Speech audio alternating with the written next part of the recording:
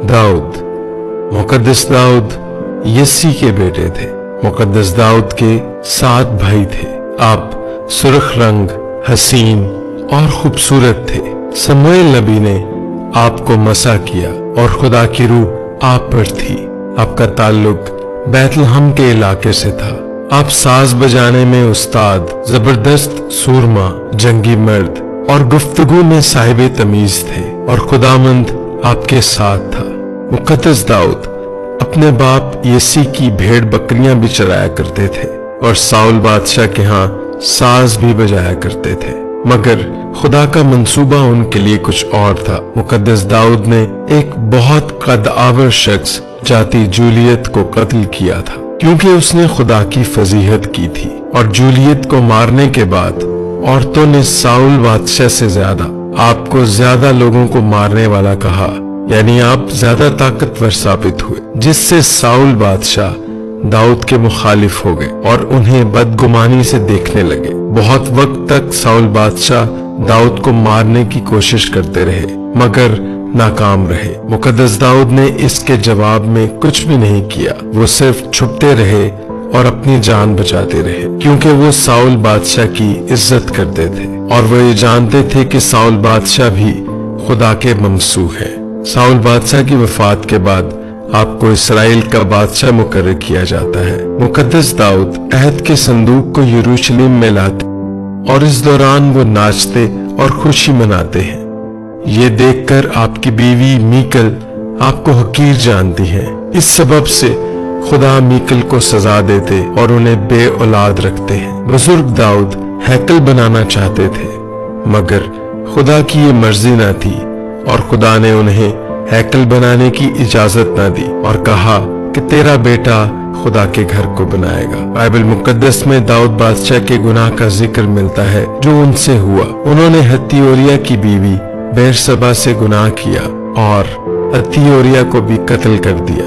इस सबब से खुदा उनसे नाराज हुआ और खुदा ने उन्हें सजा भी दी, और वो बेटा जो दाऊद और बेरसबा का था, खुदा ने उसे मार दिया। मगर दाऊद ने खुदा से माफी मांगी और अपने गुनाह का इकरार किया। खुदा ने बुजुर्ग दाऊद की सल्तनत को कायम रखा और उन्हें एक और बेटा दिया जिसका नाम सुलेमान था, जो बेरसबा और दाऊद दोनों का बेटा था। दाऊद बादशाह ने अपनी वसीयत अपने बेटे सुलेमान को दी। इसके बाद उनकी वफात हो गई।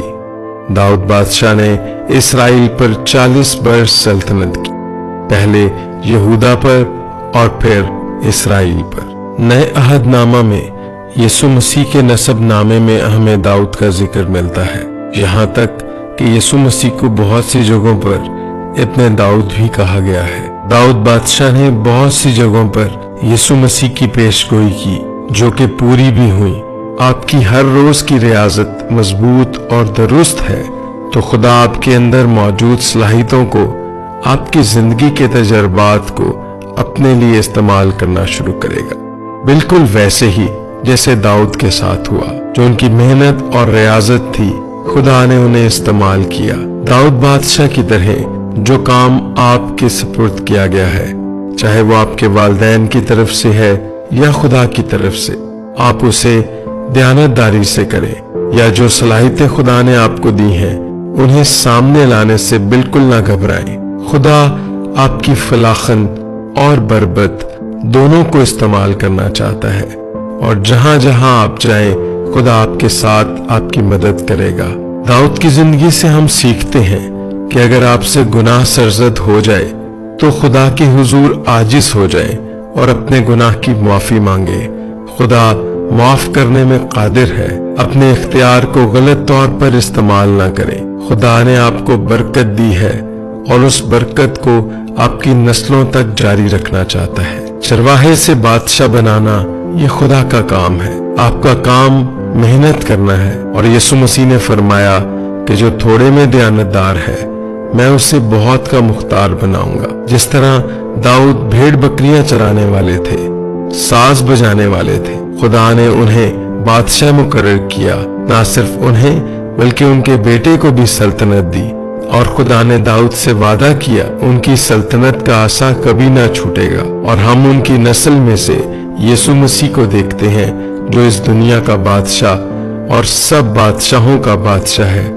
वो सब कुछ करने में कादिर है।